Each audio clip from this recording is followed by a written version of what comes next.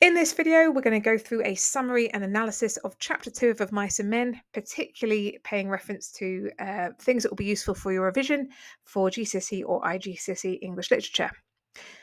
So in Chapter 2, George and Lenny arrive at the ranch and they are initially introduced to the boss, who is initially suspicious of George speaking for Lenny. However, after a while, he understands that actually George has to speak for Lenny in some respects, but he is distrustful of them. They also meet Curly, who is the boss's son, who takes an immediate dislike to Lenny. And the minute he sees them, his hands closed into fists.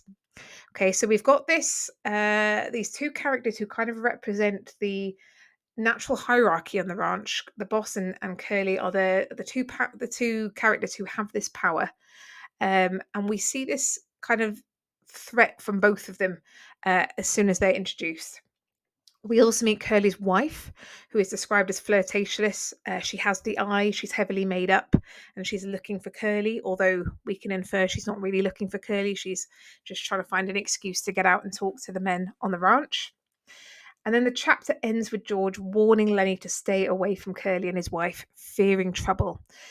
So the whole way through this chapter, we've got this feeling of growing tension as there are just small things that hint at future trouble. So we've got this real kind of foreshadowing future tension that goes on in chapter 2. And first of all, there is a real shift in setting. So chapter 1, as we know, is this beautiful kind of Garden of Eden-esque setting, out in the brush, all this beautiful nature imagery. And then that is completely juxtaposed with the setting of the bunkhouse. So the description of the bunkhouse emphasizes its simplicity and lack of comfort. It's a long rectangular building, and the environment reflects the loneliness and harsh reality of life for these migrant workers. Okay, this is not their home. This is not somewhere where we see their personalities or, comfort really. It's just a place where they sleep. And it emphasizes the fact that these men don't really have a home. They are rootless. They go from ranch to ranch to ranch, working for a season and then on to the next one. Okay, so if we link that to context, thinking about everything that happened in 1929 with the Wall Street crash, the men in 1930s America, what's happening in society is they are losing those roots. They're losing their ability to kind of start and support a family, and instead they're just having to go from ranch to ranch to ranch to get work. So we've got this contrast between the open, beautiful nature of the brush in chapter 1 and the bunkhouse, which really highlights this theme of confinement. These men are trapped in this cycle. They might not be in prison, but equally they're not free, because if they didn't want to work, they'd have no way of making money. They wouldn't be able to get very far in society. And it foreshadows a lot of future tension. Now we meet a lot of characters, or we get to know them in this chapter. So first of all, Curly, he's a very small and aggressive man, and he picks fights to assert his dominance. And we've got this immediate conflict created by the fact that he hates this big men like Lenny. Curly's wife is introduced, so she's never given a name, which emphasizes her lack of identity beyond her role as Curly's property. She's described as having VI, which suggests that she is flirtatious. She's looking for other men and seeking attention. Though, as the reader, we can kind of infer that she's probably very lonely as the only woman on the ranch. And, it's not necessarily flirtation. It could just be she's desperate to talk to anyone. She's called jailbait by George, showing how the men view her as dangerous. So if we really drill down onto that word bait, it's like she's trying to lure the men into trouble, in this case, jail. So we've got this real feeling that the men view her as a threat, and we've got that slight feeling of threat. That's not the only way to view Curly's wife, and I explore her character a lot more in my Curly's wife video, so please do check that one out. Really valuable for your revision as well.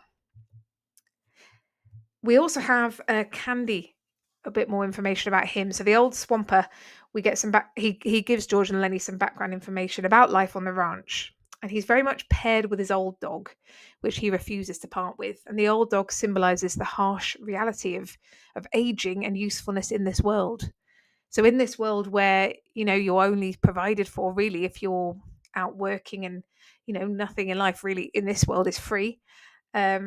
What happens once you're old and you can't work? And in the same way, once the dog is old and is of no value to the farm, we know that the dog is actually killed, because people can't understand its value beyond what it can contribute to this kind of system of production. And so, what happens to the workers when they're old?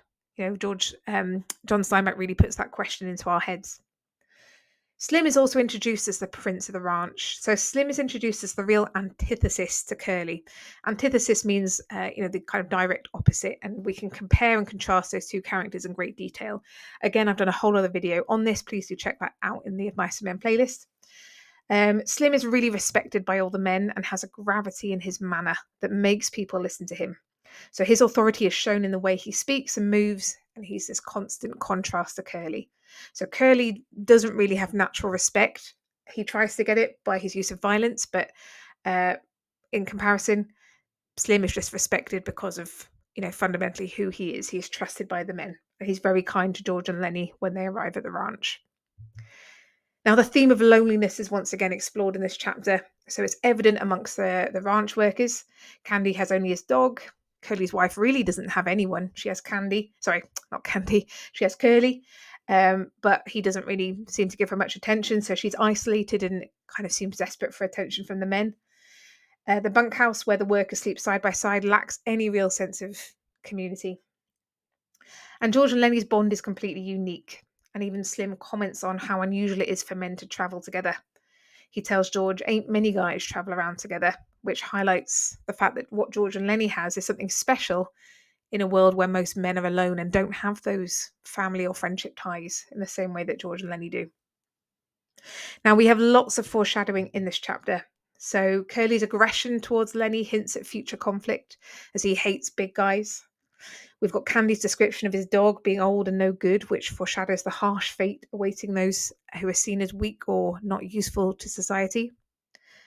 And then we've got George's repeated warning to Lenny to stay away from Curly's wife, suggesting she will be a source of trouble later, which, as we know, it is Lenny's kind of dealings with Curly's wife that leads to him killing her. And then obviously that sets off everything else at the end of the novella.